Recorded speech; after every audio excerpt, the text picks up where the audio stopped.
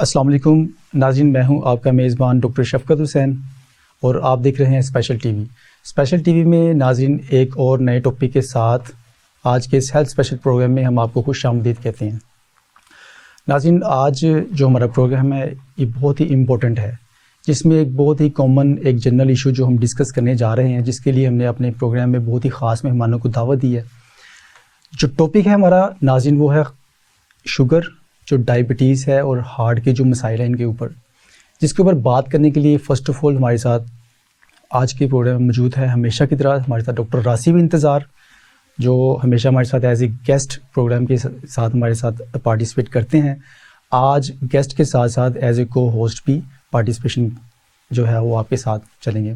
इसके अलावा हमारे पास जो कार्डिक जो इश्यूज़ हैं उनके ऊपर डिस्कस करने के लिए हमने जो अपने प्रोग्राम में दावत दी है, हमारे साथ डॉक्टर अज़ीज़ुल्लाह खान नियाज़ी साहब मौजूद हैं, जो डायबिटीज़ और हार्ट के जो मसाइल हैं उसके ऊपर हम इनसे गुफ्तगू करेंगे। तो आपसे गुजारिश है कि प्रोग्राम के साथ लास्ट तक जुड़े रहिएगा, क्योंकि आज का प्रोग्राम बहुत ही अहम और इम्पोर्टेंट है। तो हम बाकायदा आगाज़ करते हुए अपने मेहमानों की तरफ बढ़ते हैं। अस्सलाम वालेकुम डॉक्टर साहब। डॉक्टर साहब कैसे हैं आप? खैरियत से हैं? अल्लाह का शुक्र, आप सुनाएं। मैं ठीक सर बहुत शुक्रिया। आपने लास्ट प्रोग्राम की तरह आज भी हमने आपको मदऊ किया और आपने वक्त निकाला कीमती टाइम में से। तो इसी तरह से हम डॉक्टर रासिब साहब के भी बेहद मशकूर हैं कि हमेशा की तरह अपनी कीमती मसरूफियत में से टाइम निकालते हैं हमारे प्रोग्राम के लिए। तो दोनों मेहमानों का खुशामदीद है। तो डॉक्टर साहब, आज का जो हमारा टॉपिक जो हमने चूज़ किया है, हार्ट और डायबिटीज़ के जो इश्यूज़ हैं, जो प्रॉब्लम्स हैं, ये बहुत ही कॉमन इशू है। तो डॉक्टर साहब थोड़ा रोशनी डालने कि डायबिटीज़ और ये शुगर, इसका आपस में क्या ताल्लुक़ है? सबसे पहले तो मैं ये कहूँगा कि आपने एक बहुत अच्छा मौजू चुना है, क्योंकि शुगर और दिल की बीमारियों का एक चोली दामन का साथ है। राइट। जिसको शुगर हो जाए तो वो कहते हैं कि इसको दिल का मसला हो जाए, या दिल का मसले के साथ कोई मरीज़ आता है तो सबसे पहले एक कार्डियोलॉजिस्ट या दिल का जो माहिर होता है वो ये पूछता है कि आपको शुगर तो नहीं है। तो सबसे पहले हमें ये समझना चाहिए कि शुगर क्या होती है और ये कैसे हम किसी बंदे में कर सकते हैं कि उसको शुगर हो गई है। डायग्नोस कैसे करेंगे? तो उसमें देखने की ये चीज़ होती है कि क्या उसका वज़न तो नहीं गिर रहा, वो खा भी रहा है लेकिन उसका वज़न भी गिर रहा है, उसको बार बार वो रात को ख़ास तौर पे जब सोता है तो उसको बार बार वॉशरूम जाना पड़ रहा है, उसको यूरिन या छोटा पेशाब बहुत ज़्यादा आ रहा है। तो ये वो मसाइल हैं जो कि हमें थोड़ा सा बताते हैं कि यार इसको कहीं शुगर का मसला ना हो, एक डाउट पैदा हो जाता है। तो वो जाता है लेबॉर्ट्री में, अस्पताल जाता है, वहाँ से अपना चेकअप कराता है, तो उसको पता चलता है कि उसको शुगर है या नहीं है। अब हम इसको जोड़ते हैं कि शुगर दिल के ऊपर कैसे असर करती है। तो शुगर का जो बुनियादी एक तरीका होता है दिल के ऊपर या बाकी जो आपके ऑर्गन्स हैं बॉडी के, उनके ऊपर अफेक्ट करने का, कि ये आपकी जो नालियाँ होती है ना खून की, इनके अंदर ये एक प्रोसेस करता है जिसको कहते हैं एथेरोस्क्लेरोसिस। मतलब ये उनके अंदर जो है ना वो प्लेक बनाना या क्लॉट बनाना शुरू कर देता है। वो नालियों को तंग करना शुरू कर देता है। जब नालियां तंग होती हैं तो ऑटोमेटिकली दिल को जो खून की सप्लाई होती है वो कम हो जाती है और फिर ऑटोमेटिकली दिल का जो मसला होता है वो पैदा हो जाता है। अब ऐसे मरीज क्या अपनी नॉर्मल लाइफ गुजार सकते हैं? क्या शुगर को कंट्रोल करके आप हार्ट अटैक से बच सकते हैं? तो बिल्कुल, आपके सामने कई मिसालें हैं। माशरे के अंदर बड़ी बड़ी सेलिब्रिटीज़ हैं जो कि शुगर की मरीज़ हैं और वो अच्छी ज़िंदगी गुजार रहे हैं। तो शुगर कोई इतनी बड़ी बीमारी नहीं है, इसको आप कंट्रोल करके आप दिल के मसाइल और बाकी जिस्म के मसाइल से बच सकते हैं। शुगर से डरने की ज़रूरत नहीं है। राइट। तो डॉक्टर साहब, डायबिटीज़ की जैसे आप बात कर रहे हैं, तो क्या पॉसिबल है कि किसी किस्म की मेडिसिन या अद्वियात के बगैर हम इनको कंट्रोल, जैसे भी आपने बताया कि बड़ी बड़ी पर्सनैलिटीज़ हैं जो मतलब फेस कर रही हैं डायबिटीज़ को, बट वो अपने आप को उन्होंने मेंटेन किया है, स्टेबल किया है और एक नॉर्मल लाइफ गुजार रहे हैं वो, तो क्या पॉसिबल है कि वो जो नॉर्मल एक पोजीशन है बॉडी की, वो विदाउट मेडिसिन जो है वो मेंटेन की जा सके? ये सबसे इम्पोर्टेंट क्वेश्चन है, क्योंकि शुगर के मरीज जो होता है ना, वो अमूमन हमारे पास जब आता है तो कहता है डॉक्टर साहब मैं तो शुगर नॉर्मल रखी हुई है, लेकिन पूछा जाए ना तो वो 3 से 4 गोलियां डेली खा रहा होता है। अब उसको ये नहीं पता कि वो 3 से 4 गोलियां जो खा रहा है या इंसुलिन लगा रहा है वो उसके जिस्म पे क्या मनफी असरात करने वाली हैं, क्योंकि 4-5 साल बाद जब वो लंबे अरसे के लिए दवाइयाँ इस्तेमाल करेगा तो ऑटोमेटिकली उसके जिस्म के उन दवाइयों के असरात होंगे और उसको कोई ना कोई और मसला पैदा हो जाएगा।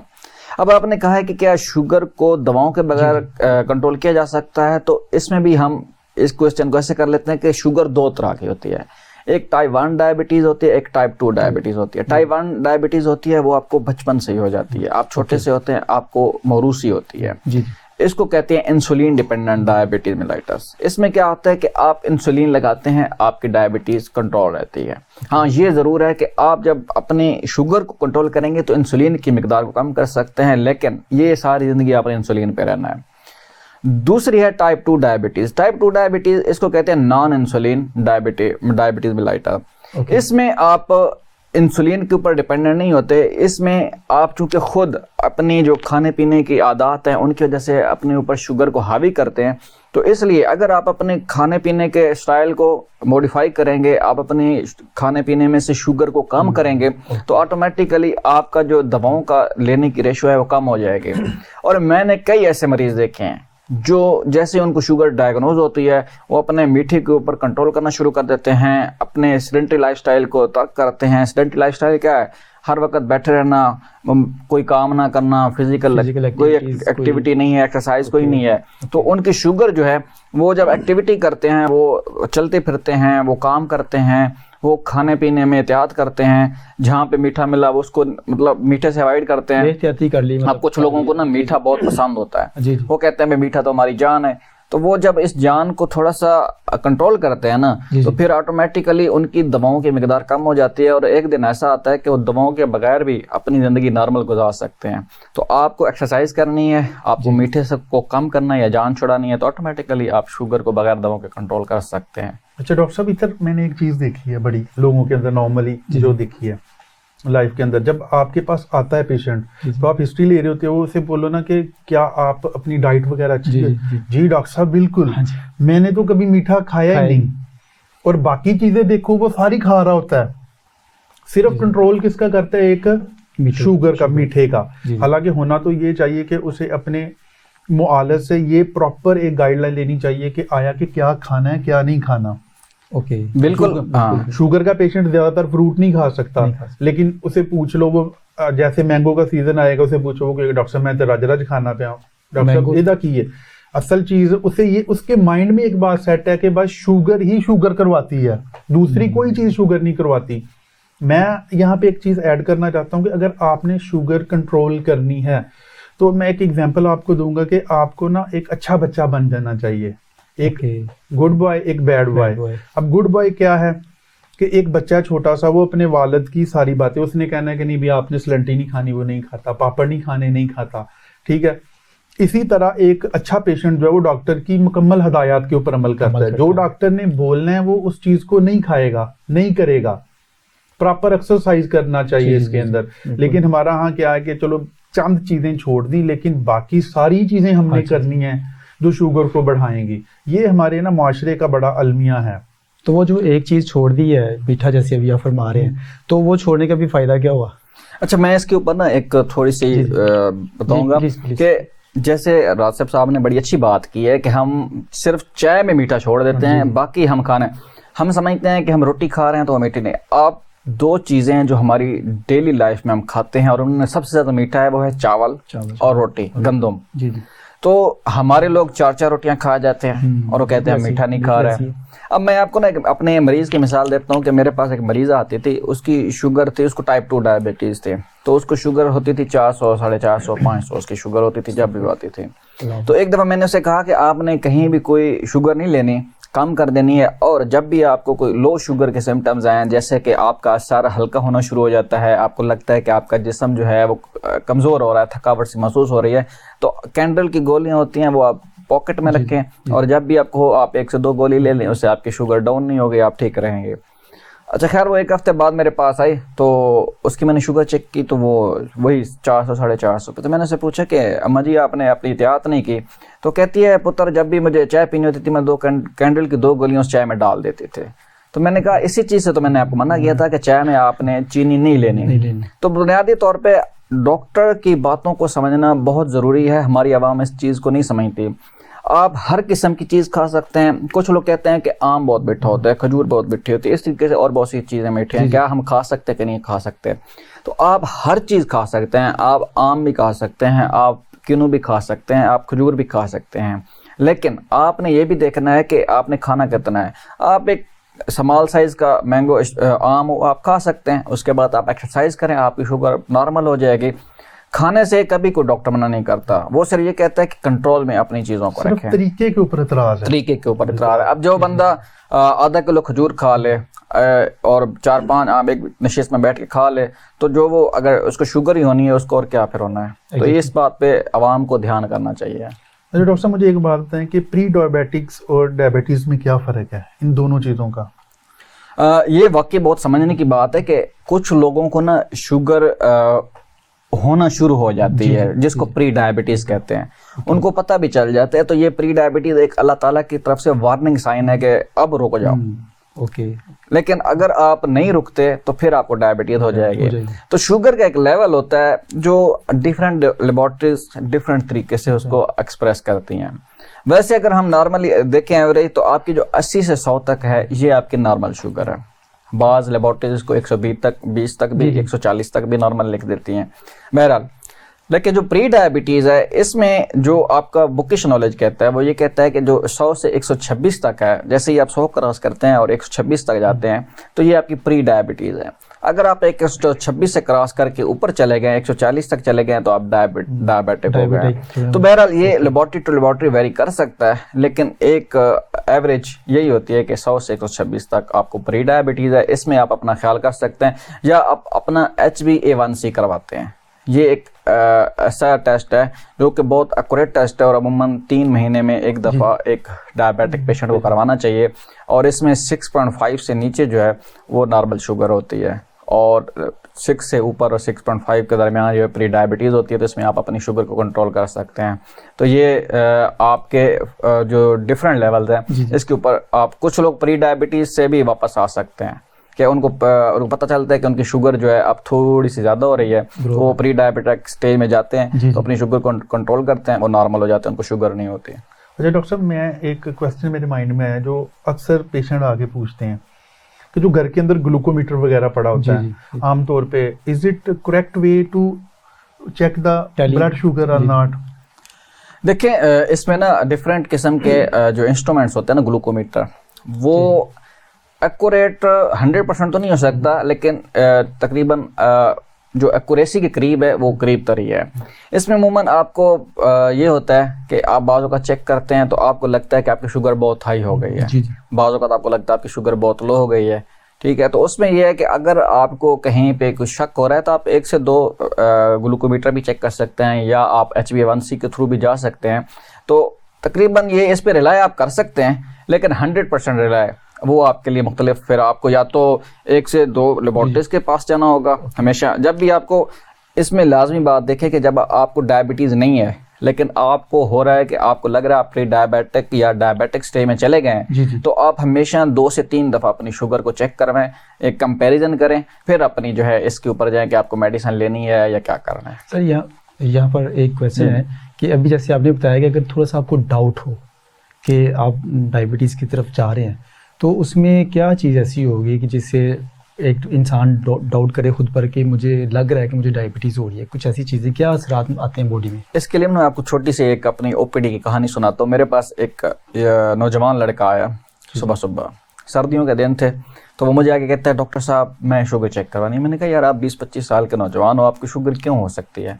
तो कहता है डॉक्टर साहब मैंने ना रात को मीठा खाया था कहीं, हलवा वगैरह खा लिया, तो अब मुझे ना रात को ज़्यादा चूँकि यूरिन है, वॉशरूम में बार बार जाता रहा हूँ, तो मुझे लगता है कि मुझे कहीं शुगर हो गई है। तो सर्दियों के दिन थे, तो बहरहाल मैंने उससे थोड़ा सा काउंसलिंग भी की कि चूँकि सर्दियों के दिन है तो वैसे भी अगर आपने 1 गिलास पानी पिया ना तो 6 गिलास निकल आते हैं, ठीक है। और चूँकि उसने मीठा भी खा लिया तो उसको थोड़ा डाउट था। अब जब उसने शुगर चेक कराई, शुगर नॉर्मल थी, और मज़े की बात यह है कि वो नाश्ते में भी कुछ मीठा खा के आया था, तो वो डर भी रहा था और मीठे को छोड़ भी नहीं रहा था। तो बहरहाल आपने एक बात की है कि शक, देखो शक जो है ना, अगर आपके दिल में होता है एक खास हद तक, जी जी, एक शक होता है आपको वहमी बना देता है, और एक शक होता है थोड़ा सा आपको कॉन्शियस कर देता कॉन्शियस है। कर देता है। जो आपको कॉन्शियस करे ना शक, वो आपके लिए बहुत अच्छा है। आप इस शक को अपने लिए एक नेमत समझे, क्योंकि उस जब आपके अंदर शक पैदा होता है तो आप जांच पड़ताल बिफोर टाइम आपको जब आप उसकी जांच पड़ताल करते हैं तो आपका जो वो एक डाउट होता है ना, शक होता है, आप उसको खत्म कर सकते हैं। मेंटली क्लियर, हाँ, आप उसके लिए मुख्तलिफ लेबॉर्ट्री से चेकअप करा सकते हैं, आप अपनी डेली एक्टिविटीज पे नजर रख सकते हैं। आप देखते हैं कि आपने इस हफ्ते मीठा कितना खा लिया है, ठीक है ना। अब कुछ लोग समझते हैं कि मैं जनाब कुछ खजूर खा रहा हूँ तो मैं अपनी जो पावर है वो ठीक कर रहा हूँ, और इस तरीके से आम खा रहा हूँ या कोई भी अच्छी चीज़ खा रहा हूँ जिसमें मीठा ज़्यादा है तो मैं अपनी बॉडी फिटनेस कर रहा हूँ।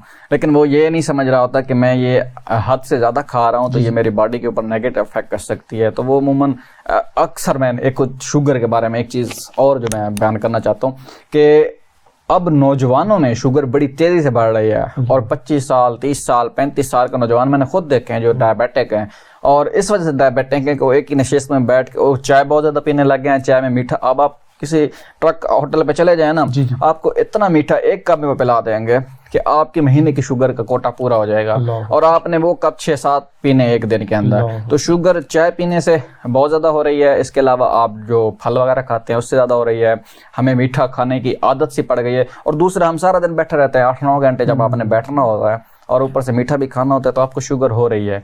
तो ये हमें पहले ये ज़माना था कि 40 साल के बाद आपको शुगर के चेकअप के लिए जाना होता था, क्योंकि लोग एक्सरसाइज करते थे, खेतों में काम करते थे, मुख्तलिफ फिजिकल एक्टिविटीज होती थी। अब वो नहीं है, तो इसलिए अब बड़ी जल्दी से शुगर हो रही है। अब काफ़ी लोग नौजवान जो हैं वो हमें मिल रहे हैं जिनको शुगर है। लेकिन इसकी सबसे बड़ी वजह ये है कि एक तो हमारे यहाँ बेकरी का जो ट्रेंड चला हुआ है वो बहुत ज्यादा है।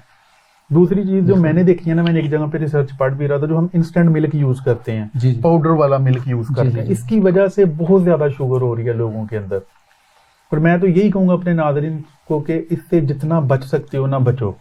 कोशिश करें कि अगर आपको प्योर मिल्क नहीं मिल रहा तो लेकिन एटलीस्ट नियर टू प्योर तो होना चाहिए आपके पास, उसके अंदर मिलावट कोई नहीं होना चाहिए। ये इसी मिल्क की वजह से मैं कुछ रिसर्चें पढ़ रहा था, उसकी वजह से कुछ लोग जो हैं बच्चियां वगैरह वो टाइम से पहले बालग हो रही हैं इसकी वजह से। ये इतना खतरनाक है, एक तो आपको शुगर वगैरह करवा रहा है, दूसरा ये कि हार्ट के इशू की तरफ भी लेके जा रहा है। इसमें ना एक और चीज़ मैं ऐड करूंगा कि हमारी जो जैसे ये कह रहे हैं कि प्रोसेस्ड चीज़ बेकरी वाले आइटम्स आ रहे हैं। जी सर, आपके पास जो अंडा आप खा रहे हैं जिसको लेयर अंडा कहते हैं, ये कहाँ से आ रहा है? ये इतनी जल्दी और इतना बिग साइज का अंडा आप कैसे प्रोड्यूस कर लेते हैं? ये इसके अंदर जो तरीकाकार आ गया ना, इसके अंदर स्टेरॉइड का शामिल होना आ गया। अब चूज़ा आप देखते हैं 40 दिन में मुर्गी बन जाता है, और मुर्गी आपकी देसी मुर्गी की भाग दौड़ के साथ और एक फार्मी मुर्गी जो आपकी अब आ रही है, जो ब्रॉयलर आ रही है, इसमें देख लें इसमें ताकत भी नहीं है, उसमें ताकत भी एक जो देसी मुर्गी में है। तो जो चीज़ 40 दिन में पैदा हो रही है कोई आम तरीके से तो नहीं हो रही ना, उसके ऊपर कुछ ना कुछ तो अमल हो रहा है। तो ये जो इसके अंदर हमारी लाइफ में ना स्टेरॉइड्स इतने ज़्यादा आ गए हैं कि स्टेरॉइड का हमारे बॉडी पर नेगेटिव इफेक्ट हो रहा है, और हमारी जो मेल फीमेल हैं औरतें हैं ख़ास तौर पे उनके अंदर बांझपन और बाकी जो ज़चगी की मर्ज़ है वो बहुत ज़्यादा। अब देखो आप पिज़्ज़ा खाते हैं, बर्गर खाते हैं, इस किस्म की चीज़ें खाते हैं, ये आपको फैटी कर देती हैं, फैट से और ज़्यादा मतलब ये चीज़ें पेचीदगियाँ पैदा हो रही हैं। अब ब्रेस्ट कैंसर बहुत ज़्यादा बढ़ता जा रहा है। तो ये वो सारी चीज़ें हैं जो कि आपके जो लाइफस्टाइल है, जो नेचुरल लाइफस्टाइल है, आपको दूर लेके जा रही हैं और आप बीमारियों की तरफ बढ़ रहे हैं। अच्छा डॉक्टर साहब, एंजियोग्राफी, एंजियोप्लास्टी, ये चीज़ तो सुनिए, एक EECP की एक जो है प्रोसेस है जिसके ज़रिए दिल की नालियाँ खोली, क्या ये ठीक है? आजकल ना ये तरीका बड़ा ज़बान ज़द-ए-आम हो चुका है, बड़ा वायरल हो चुका है कि जनाब EECP क्या है। बेसिकली ये इन्हांस्ड एक्सटर्नल काउंटर पल्सेशन, इसका पूरा नाम ये है। ये बुनियादी तौर पे 1960 में चाइना के अंदर इंट्रोड्यूस हुआ था, 1960, हाँ 1960 के अंदर। फिर ये अमेरिका में भी है, बाकी ममालिक में भी है, तो इसके ऊपर अभी रिसर्चेस जा रही हैं। अब जो एंजियोग्राफी, एंजियोप्लास्टी है, ये तो बेसिकली नालियों को एक स्टंटिंग के थ्रू खोलने का तरीका है। छोटी सी ब्रेक का वक्त है, इधर से ही हम जो है गुफ्तगू का आगाज़ करेंगे। नाज़रीन, हम दोबारा एक छोटी सी ब्रेक के बाद आपकी खिदमत में हाजिर होते हैं। एक बहुत ही अहम टॉपिक के ऊपर गुफ्तगू चल रही है। छोटी सी ब्रेक के बाद दोबारा आपकी खिदमत में हाजिर होंगे।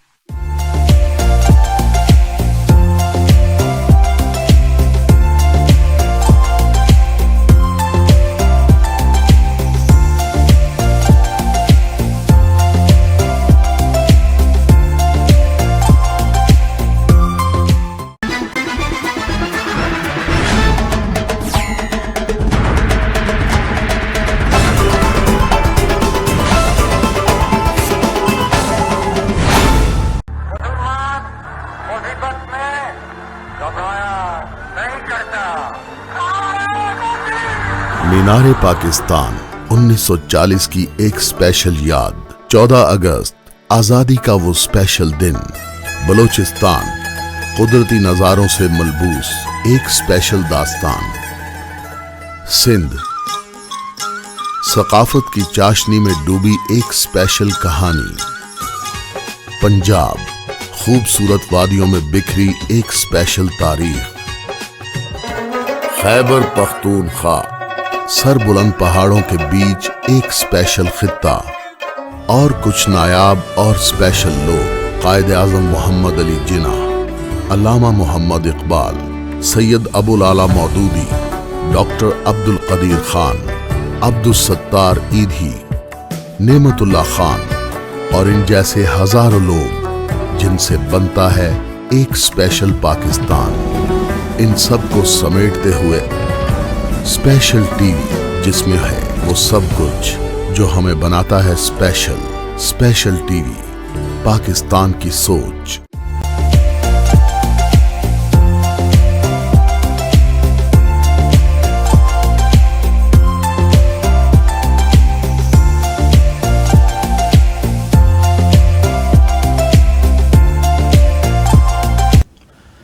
नाज़रीन, दोबारा से आपको हेल्थ स्पेशल प्रोग्राम में खुशामदीद कहते हैं।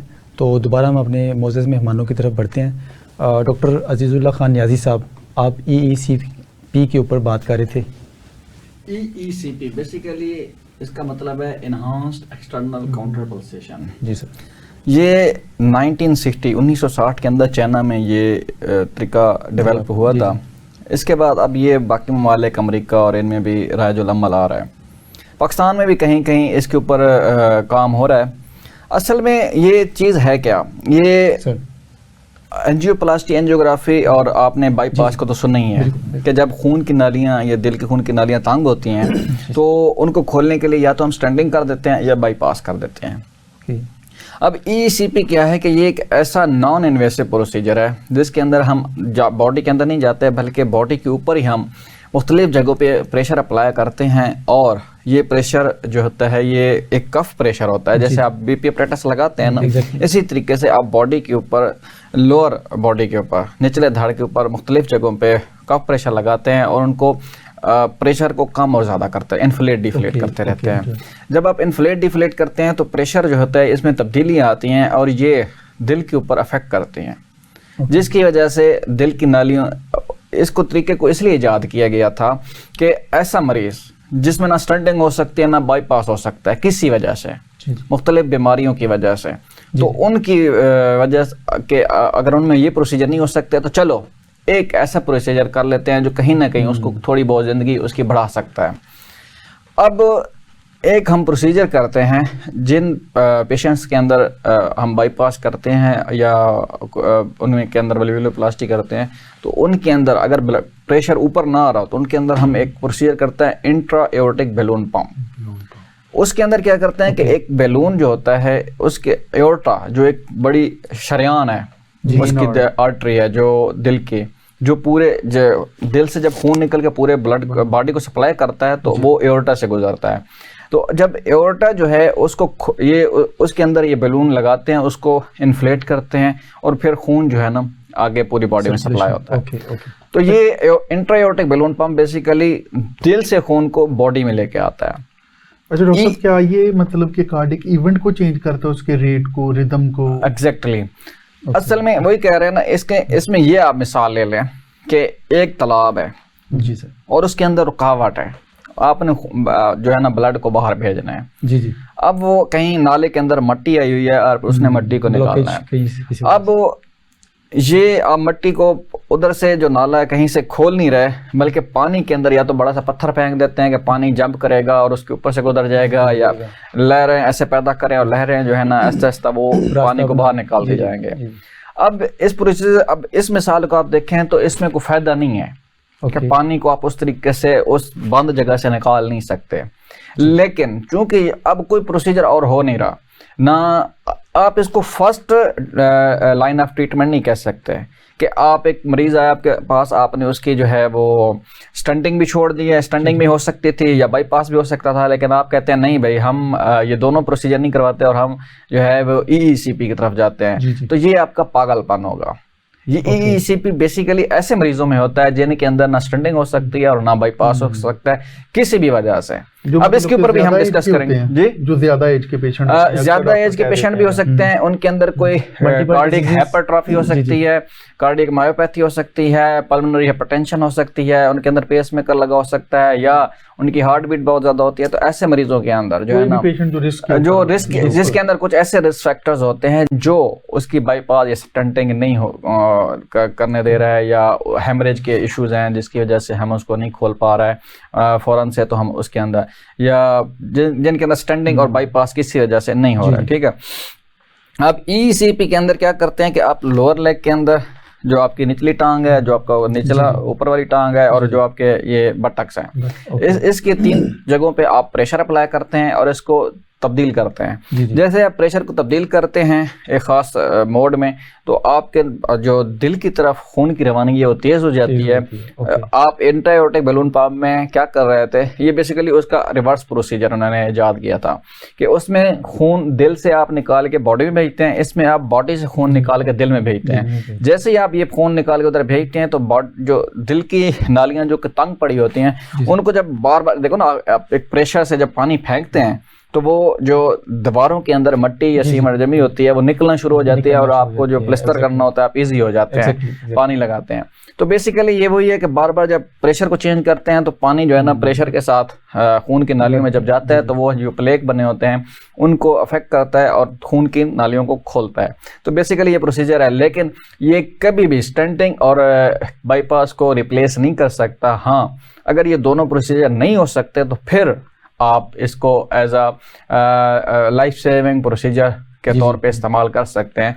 लेकिन अभी तक इसके ऊपर सवालिया निशान है कि क्या ये वाकई लाइफ सेविंग प्रोसीजर है कि नहीं है। लेकिन मेरे हिसाब में डॉक्टर साहब अगर देखा जाए ना, जैसे आप पंपिंग करोगे ब्लड को ऊपर जाएगा, जहाँ पे थ्रम्बस टूटेगा प्लेक जाएगा वो दिल की तरफ जाएगा। जब दोबारा दिल पंप करेगा वही छोटा सा थ्रम्बस या प्लेक जो माइक्रो आर्टरीज वगैरह में जाकर उनको ब्लॉक करेगी तो स्ट्रोक भी काज कर बेसिकली हाँ कॉम्प्लिकेशन आ सकती है ना। आप बहुत अच्छा इसके ऊपर कर रहे हैं कि इसको कहते हैं एम्बुलस। जब एक जो खून का लोथड़ा कहीं जमा होता है ना जी, आप उसको तोड़ते हैं और वो वहां से निकल के किसी और जगह पे ब्लॉक करता है तो उसको कहते हैं एम्बुलस। तो ये हो सकता है इसकी कॉम्प्लिकेशन पेचीदगियों में आ जाए कि वो ये EECP प्रोसीजर है, ये इसको कर सकता है कि हो सकता है दिल की नाली को तो आप खोल दें लेकिन दिमाग के नाली को बंद कर दें एम्बुलेंस की वजह से। तो बहरहाल अभी इसके ऊपर रिसर्चेस हैं, हर प्रोसीजर जो होता है उसके फ़ायदे भी होते हैं नुकसान भी होते हैं। तो बहरहाल अभी इसके ऊपर मुख्तलिफ राय हैं। अच्छा, दूसरा डॉक्टर साहब मुझे ये बताएंगे, जैसा कि हम डिस्कस कर रहे हैं कि डायबिटीज़ की कॉम्प्लिकेशन के ऊपर बात कर रहे हैं, एक तो आपने बताया कि ये दिल की बीमारियां वगैरह काज करता है, दूसरा ये कि जैसा कि आपने बताया कि दिल की शरियानों को तंग होनी शुरू हो जाती हैं शुगर वाले पेशेंट की। जी। तो मेरा ख्याल है कि स्ट्रोक भी इसी वजह से होता होगा, क्योंकि कोई ज़्यादा फ़र्क तो नहीं, मिलती जुलती चीज़ें ही हैं ना दोनों। समटाइम इस्कीमिक स्ट्रोक वगैरह भी हो जाता है। ठीक है, तीसरी चीज़ मैंने ये आपसे पूछनी है कि साइलेंट हार्ट अटैक क्या होता है, जो अक्सर शुगर वाले पेशेंट को, उसके what are the 4 science of the silent heart attack, ये नाज़रीन को बताना चाहें कि एक तो कि अलामात तो आ रही है तो हर किसी को पता चल जाता है, लेकिन साइलेंट तरीके से अगर कोई मसला चल रहा है बॉडी के अंदर तो उसे कैसे पिक करेंगे नाज़रीन जो है हमारे। जो आपका ये तीसरा क्वेश्चन है ना साइलेंट हार्ट अटैक, इसको हम सबसे पहले रख लेते हैं क्योंकि हम ज्यादा बात तो हार्ट अटैक पे कर रहे हैं। लास्ट टाइम हमने बात की थी कि जो एक दिल का मरीज होता है या जिसको हार्ट अटैक आया होता है उसमें क्या क्या अलामतें होती हैं। तो एक जो हार्ट अटैक का मरीज होता है उसको बहुत ज्यादा जो होती है तकलीफ होती है, ऐसा लग रहा है उसकी ये खुराक की नाली जो जल रही होती है, दर्द हो रहा होता है, उसके छाती ऐसी होती है जकड़ी होती है जैसे उसको बांध रख दिया किसी ने, सांस फूलने लग जाता है, साथ में उसको जो जबड़ा होता है, ये सारी अलामतें होती हैं, दोनों बाजू में दर्द होना शुरू हो जाता है, वो बेहोश हो सकता है। अब जो शुगर का मरीज होता है इसको साइलेंट हार्ट अटैक वो माना जाता है। ये क्यों आता है कि जो आपका शुगर है ये आपका जो असाबी निज़ाम है इसके अंदर एक बीमारी पैदा करती है जिसको न्यूरोपैथी कहते हैं। न्यूरोपैथी क्या होती है कि जो आपके नर्व्स होते हैं, असाब होते हैं, इसके ऊपर भी जैसे ये नालियों को तंग कर देती है, इसी तरीके से ये असाब के ऊपर भी एक तह जमा देती है, जिसकी वजह से आपका असाबी निज़ाम खामोश हो जाता है, कोई काम वो आपको पता नहीं रहा होता। अक्सर आपने डायबिटिक फुट का पढ़ा होगा कि उनके जो जख्म होता है उसके अंदर आप बाज़ औक़ात देखते होंगे उनके अंदर चिमटियां और बाकी जो मगट्स होते हैं वो घूम फिर होते हैं, लेकिन उनको पता नहीं होता कि उनके जख्म जो है वो खराब हो रहा है। ठीक है, वो अगर आप एक शुगर का मरीज आग सेंक रहा हो ना सर्दियों में, तो उसको पता नहीं चलता कि उसको जिस्म को जो है वो आग लग रही है। क्यों? कि उसके जो असाब है वो खत्म हो चुके होते हैं। अब जो दिल का मरीज होता है इसको भी हार्ट अटैक का नहीं, शुगर का मरीज होता है, इसको जब हार्ट अटैक होता है इसको नहीं पता चलता, क्योंकि उसका असाब निज़ाम खत्म हो चुका है। जो दर्द महसूस करने वाले असाब है वो मर चुके होते हैं, मैसेज जो आता है मतलब मैसेज आता है वो मर चुका होता है। अब ऐसे मरीज को हार्ट अटैक का कैसे पता चलेगा? तो बाकी सिर्फ उसको दर्द नहीं होता, बाकी उसका जो सांस फूलना शुरू होता है वो वैसा ही होता है। दर्द के अब अगर दिल में दर्द डायरेक्ट नहीं हो रहा तो उसके मैदे के अंदर कहीं ना कहीं उसको वैसे जलन महसूस हल्की फुल्की होगी। बाकी जो इलामात हैं कि उसको बेहोश हो जाएगा। देखो ना, आप कहते हैं कि अच्छा खासा बैठा था गिरा है, मर गया, ठीक है, ठंडे पसीने आना शुरू, अचानक कहेगा यार मुझे तो मेरा जिस्म ठंडा पड़ना शुरू हो गया, ठीक है। तो सिर्फ एक दर्द की ना होने की वजह से उसको फौरन नहीं पता चलता, और जो आखिरी स्टेज की इलामात होती हैं ना वो वैसे ही उसको महसूस होती हैं।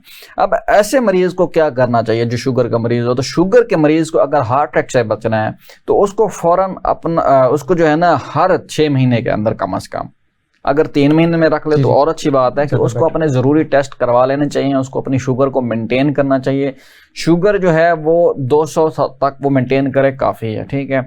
250 भी चली जाए तो डरने की बात नहीं है, लेकिन 250 कभी कभी जाए, लेकिन 200 से नीचे उमूमन रखनी चाहिए। ज़्यादा नॉर्मल शुगर भी नहीं रखनी चाहिए, क्योंकि एक शुगर का जो मरीज होता है अगर उस पर लो शुगर का अटैक आता है तो वो जानलेवा साबित होता है। तो इसलिए अगर एक शुगर का मरीज अपनी शुगर 150 से 200 तक भी रखता है तो वो समझे उसकी शुगर नॉर्मल है। अब उसको शुगर चेक करनी चाहिए, उसको ईसीजी रेगुलर करनी चाहिए, उसको ब्लड प्रेशर। अब जो शुगर के मरीज होते हैं उनका ब्लड प्रेशर भी मुमन हाई रहता है। क्यों? जब नालियां तंग होंगी तो अगर दिल पे अटैक हो ना हो उसका ब्लड प्रेशर लाजमी हाई होगा। तो इसलिए उसको अपना हाइपरटेंशन का जो ये चीज़ है रिस्क फैक्टर, इसको रूल आउट करवाना चाहिए। फिर उसके बाद उसको अपने वक्तन फक्तन गुर्दों के, अब देखो शुगर जो है ना मरीज, शुगर के मरीज आपने देखा होगा स्ट्रोक, ये फॉलेज का, दिल का और गुर्दों का, इसका सबसे ज्यादा इनका इफेक्ट होता है। बाकी तो इन्फेक्शन होते हैं, चेस्ट इन्फेक्शन भी हो सकता है। तो ऐसे लोगों को अपने RFTs, जिसको हम रीनल फंक्शन टेस्ट भी कहते हैं, गुर्दों के टेस्ट करवाने चाहिए, ताकि जैसे ही आपके गुर्दे खराब होते हैं ना तो आपका ब्लड प्रेशर बढ़ना शुरू हो जाता है, आपको हार्ट फेलियर हो जाता है आपका। चूंकि दिल का काम क्या होता है कि इसने पंप करना होता है, लेकिन जब आपके गुर्दे खराब होना शुरू करते हैं तो आपका दिल पंपिंग में कमजोर हो जाता है और आपके जिस्म में पानी पड़ना शुरू हो जाता है। आप देखते हैं ना कि कुछ लोगों के टखने हैं, जो दिल के मरीज होते हैं या गुर्दों के मरीज, उनके टखने सूज जाते हैं, उनके पेट में पानी पड़ जाता है। तो ये सारी चीजें क्यों होती हैं कि ये इनके गुर्दे खराब हो जाते हैं। तो गुर्दे खराब होंगे तो ऑटोमेटिकली उसके दिल के ऊपर भी एक्शन होगा, और उसके जिनके गुर्दे खराब हो उनके फेफड़ों में पानी पड़ जाता है, दिल में जो ज्यादा होता है उनका दिल का साइज बड़ा हो जाता है, क्योंकि उनका पंपिंग उस तरीके से नहीं कर पाते। तो बहरहाल एक शुगर के मरीज़ को ये 4-5 चीज़ें लाजमी करनी चाहिए। एको अपनी करवा लेनी चाहिए, अपने बेसलाइन टेस्ट जिसमें CBC, LFTs, RFTs होनी चाहिए, कार्डिक एंजाइम करवा लेने चाहिए, ECG शुगर को, अपना शुगर को कंट्रोल करना चाहिए, ब्लड प्रेशर को कंट्रोल करना चाहिए। तो ये सारी चीज़ें हैं। अब एक जो दिल का मरीज़ होता है ना, उसके अंदर फिर जैसे भाई ने कहा है, रासिब साहब ने, कि स्ट्रोक। जी। अब हम दूसरे पे आ जाते हैं कि स्ट्रोक हो जाता है। स्ट्रोक जैसे दिल का हार्ट अटैक होता है, ऐसे दिमाग का भी अटैक होता है। इसको CV भी कहते हैं, कार्डियोवास्कुलर एक्सीडेंट भी कहते हैं। दूसरा इसको फालेज, अपनी जबान में हम कह ही देते हैं, ब्रेन हेमरेज कह देते हैं, ठीक है। अब इसमें ना 2 किस्म के हेमरेज ब्रेन के ऊपर अटैक होते हैं फालेज के। एक होती है नाली तंग हो जाती है, एक होती है नाली फट जाती है, जिसमें अब आप CT स्कैन देखें ना तो CT स्कैन पे अमूमन अब तो लोग ज़्यादा अवेयर हो गए हैं कि CT स्कैन पे या तो उसका CT के ऊपर ना सफ़ेद रंग का बड़ा सा धब्बा होगा या काले रंग का धब्बा होगा। अब जो काले रंग का धब्बा है उसमें नाली बंद है, उसके खून जा ही नहीं रहा। अब जो सफ़ेद रंग का धब्बा आता है ना CT स्कैन के ऊपर, उसका मतलब नाली फट गई और खून दिमाग के अंदर फैल चुका है। तो ये एक दिमाग है। ये 2 किस्म के होते हैं। एक हमने अभी बात की, एक थ्रोम्बस होता है, एक एम्बुलस होता है। ये दोनों खून के लोथड़े हैं, इनको हम मेडिकल की ज़बान में थ्रोम्बस और एम्बुलस कहते हैं। अब जो थ्रोम्बस है ये जिस जगह बना है वहीं पड़ा है, मतलब ये दिमाग में बना है किसी वजह से तो वो दिमाग में पड़ा है, दिल में बना है दिल में पड़ा है। लेकिन जो एम्बुलस है वो कहीं भी बॉडी में बन सकता है, दिल में बना है, यहाँ से टूटा है किसी वजह से और दिमाग में पहुंच गया है, यहाँ से टूटा है गुर्दों में पहुंच गया, यहाँ से टूटा है टांगों में, इवन टांगों में पहुंच गया है, टांगों में पहुंचेगा आपको इस्कीमिक स्ट्रोक होगा। अब कुछ लोग कहते हैं कि उनके जो है ना वो टांगों में बड़ा दर्द हो रहा है, उनसे आप करवाएंगे, उनका डॉपलर एक अल्ट्रासाउंड होता है वो करवाएंगे तो उनके टांगों के अंदर वो लोथड़ा पड़ा होगा, उसको फिर आप हेपरिन वगैरह जो भी मेडिसिन है जो क्लॉट को रिजॉल्व करती हैं वो आप लगाएंगे तो उससे हो जाएगा। या थ्रोम्बोलेक्टोमी, हाँ थ्रोम्बेक्टोमी इस तरीके से नहीं, आप एम्बुलेक्टोमी करते हैं तो वो ठीक हो जाता है। अच्छा डॉक्टर साहब, मुख्तसर से आप ये बताएं, फिर हम टॉपिक को थोड़ा सा करते हैं कि हार्ट के साथ जो स्ट्रेस है, स्ट्रेस की वजह से इसका क्या, इससे पहले थोड़ा सा बता दें कि जो डायबिटीज़ का जो एक पेशेंट है जो उसको किस किस्म की ग़िज़ा जो है वो नॉर्मल रूटीन में लेनी चाहिए। इसमें ना कोई हार्ड एंड फास्ट रूल आपके लिए नहीं रखना चाहिए। मैं तो अब मेरे तकरीबन 7-8 साल हो गए हैं मेडिकल के फील्ड में और मैंने एक अंदाज़ा लगाया है कि जो शुगर का मरीज़ होता है और जो एक नॉर्मल बंदा होता है उनको बराबर की ज़िंदगी गुजारनी चाहिए।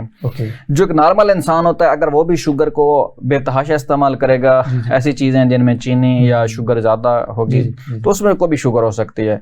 और एक शुगर का मरीज़ अगर वो भी ज़्यादा करेगा तो उसकी शुगर भी कंट्रोल में नहीं रहेगी। आप हर चीज़ इस्तेमाल कर सकते हैं एक ख़ास हद तक, ठीक है।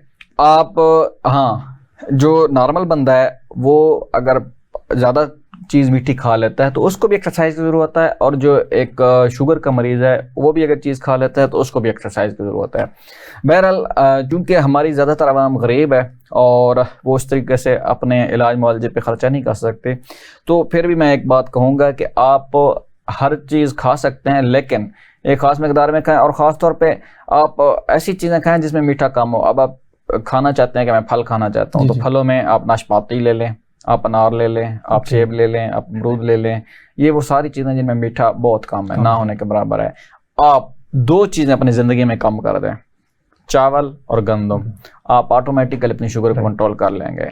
बाकी ये जो है ना चाय मीठी होना, ये आप हर बंदा अपनी एक रूटीन बना ले को 1 चम्मच चीनी से ज़्यादा अपनी चाय में नहीं डालेगा तो हर बंदा अपनी शुगर को कंट्रोल कर सकता है। ये नॉर्मल भी और डायबिटिक, नॉर्मल भी डायबिटिक भी। इससे क्या है, आपको शुगर भी मिलती रहेगी और आप शुगर से बचे भी रहेंगे। मतलब आपको जो बॉडी के लिए ज़रूरत है वो शुगर। इसमें फिर ये है कि आप मीठे के लिए ना आप थोड़ी बहुत, अब जैसे एक केला है, अगर आप डेली के 2 केले खाना शुरू कर दें तो केले में इतना ज़्यादा मीठा होता है कि वो आपकी बॉडी की ज़रूरियात को पूरा कर देगा, ठीक है। आपको एक ऐसी, अब एक जैसे अभी सर्दियाँ हैं, इसके अंदर हम आम तो खा नहीं सकते, तो इस मौसम के लिहाज से हमारे पास जो चीज़ अवेलेबल होगी मीठी वो हम 1 से 2 खा सकते हैं दिन में। लेकिन ये है कि जो लोग बैठने वाले हैं, अब दो किस्म के लोग हैं, एक बैठने वाला है, एक को काम करने वाला है। अब जो मजदूर है सारा दिन उसने ईंटें ढोनी है तो उसको मेरी तरीके से शुगर नहीं चाहिए होगी। अब मैं अगर एक बैठने वाला बंदा हूँ, ठीक है, तो जिसको 8 से 9 घंटे एक जगह बैठ के काम करना है, तो मुझे शुगर के लिए अगर मैं 3 से 4 कप चीनी चाय के पीता हूँ और मुझे एक जो है वो चीनी का या 2 चीनी के चम्मच डाल देते हैं तो मेरे सारे दिन के लिए काफ़ी हो गई। लेकिन जो एक मजदूर है, चूंकि वो फिजिकल एक्टिविटी भी कर रहा होता है तो वो उसको ज़्यादा चाहिए होती है, तो उसको चाहिए कि वो बगैर कोई ऐसी खाने चीज़ ना खाए जिसके अंदर, मतलब सेहत के लिए अगर अच्छी खानी है तो फ्रूट में केला एक अच्छी चीज़ है, 2 से 3 केले खा लेगा और तो वो उसका दिन अच्छा गुजर जाएगा। और जैसे उसको कम हो महसूस हो कि उसकी शुगर लो हो रही है तो वैसी चीज़ें पास रखे जिसकी वजह से उसको अपना पता चल जाएगा। तो बाकी चावल और चीनी ये कम कर दे। चीज़ें आपने ज़िंदगी में कम करनी है, ख़त्म नहीं करनी, कम करनी। तो बस ये खानी टेस्ट तो हर चीज़ कर सकता है ना, मना एज अ डॉक्टर मैं किसी चीज़ से मना नहीं करता। एक और बड़ी डॉक्टर साहब मैंने पूछना चाह रहा हूँ कि आजकल जैसे सर्दियों में अक्सर हमारे यहाँ अमूमन रिवाज है कि ड्राई फ्रूट वगैरह, कि शुगर का पेशेंट ड्राई फ्रूट इस्तेमाल कर सकता है? क्योंकि वो अक्सर क्वेश्चन कर रहे थे, डॉक्टर साहब चलो बाकी फ्रूट तो एक साइड पे रख दो, ठीक है, ड्राई फ्रूट तो क्या मैं खा सकता हूँ? आपने एक बहुत अच्छा क्वेश्चन किया है। और ड्राई फ्रूट तकरीबन हर बंदे की जान है, हर बंदा ड्राई फ्रूट खाना चाहता है। ड्राई फ्रूट के 2 फ़ायदे हैं, एक तो जिससे हमको पावर मिलती है सर्दियों के हिसाब से, ये आपको सर्दी से भी बचाता है और बाकी आपके जिस्म की वैसे भी पावर को मेंटेन करता है। ड्राई फ्रूट कोई मना नहीं है, आप खा सकते हैं, लेकिन फिर वही बात है कि एक मिकदार में। अब एक बंदा खजूर का आधा किलो बैठ के खा ले तो वो अपने जिस्म पे जुल्म करेगा। इसी तरीके से आप बहुत सारे पीनट्स या मूंगफली लेके खा लें तो वो आपकी शुगर पे इफेक्ट करेगा। वो जाहिर है वही वाली बात तो आ गई कि एक लिमिट से क्रॉस कर दिया। आप खाएं हर तो चीज। जाहिर अब देखें, आप लिमिट से जैसे ही क्रॉस करेंगे ना, तो मैंने पिछले प्रोग्राम में भी कहा था कि पैनाडोल जो है दुनिया की सेफेस्ट ड्रग है।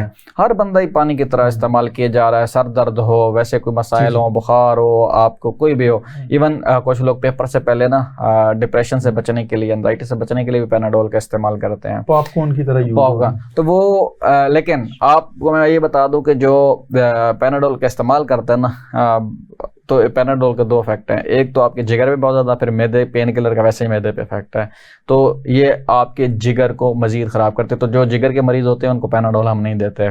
तो बहरहाल हर excess of everything is bad. तो आपने हर चीज़ का इस्तेमाल एक खास हद तक करना है। अच्छा डॉक्टर साहब, मैं ना इधर एक मैसेज देना चाहता हूँ शुगर वाले पेशेंट को। शुगर कभी भी कंट्रोल, जब मैंने अपने एक्सपीरियंस के अंदर देखा कि शुगर तब तक कंट्रोल नहीं होगी जब तक आप प्लेट कॉन्शियस नहीं होगे। एक बात तो, या दूसरी चीज एक्सरसाइज नहीं करोगे। अगर आपकी जिंदगी में एक्सरसाइज है और प्लेट कॉन्शियस हो, शुगर कुछ नहीं कहेगी, आपकी लाइफ हेल्दी रहेगी। अगर वसीम अकरम अपनी नॉर्मल लाइफ गुजार सकता है शुगर होने के बावजूद, तो व्हाई नॉट अस। ओके, इसमें ना मैं एक जुमला ऐड करूंगा कि शुगर के मरीजों ने कहा है प्लेट कॉन्शियस होना चाहिए। तो शुगर के मरीज को मैं एक बात कहूंगा कि आप जो है ना, अपनी जो डेली आप कम से कम 1 घंटा वॉक जरूर करें। आप और कुछ नहीं कर सकते, तो आपके छोटे छोटे टुकड़ों में करें, जैसे भी करें, 1 घंटा वॉक जरूर करें। तो सर बहुत शुक्रिया, मैं दोनों अपने मोअज़्ज़ज़ मेहमानों का बहुत शुक्रगुजार हूँ कि आपने अपनी कीमती औकात में से कुछ आज के प्रोग्राम के लिए आपने वक्त निकाला। तो नाज़रीन, यहाँ पर आज के हमारे इस हेल्थ स्पेशल प्रोग्राम का इख्तिताम हुआ चाहता है। तो आज बहुत ही अहम बातें, डायबिटीज़ के पेशेंट अपनी शुगर को, अपने लेवल को कैसे मेंटेन कर सकते हैं, और इसके अलावा हार्ट की जो प्रॉब्लम्स हैं, जो एक बड़ा कॉमन मसला है, तो उस पर भी डिस्कस किया है। तो उम्मीद है कि आपको बहुत सी ऐसी काम की चीज़ें मिलेंगी जिनको आप अपनी डेली रूटीन लाइफ में अपना के बहुत से फ़वाइद हासिल कर सकते हैं। तो नाज़रीन, अगर आप कुछ किसी ख़ास टॉपिक के ऊपर कुछ सुनना चाहते हैं तो आप हमें सजेशन दे सकते हैं। तो खैर, हम आइंदा फिर एक नए टॉपिक के साथ आपकी खिदमत में दोबारा हाजिर होंगे। तब तक के लिए अपना खूब सा ख्याल रखिएगा, हमें भी अपनी दुआ में याद रखिएगा। खुदा हाफिज़।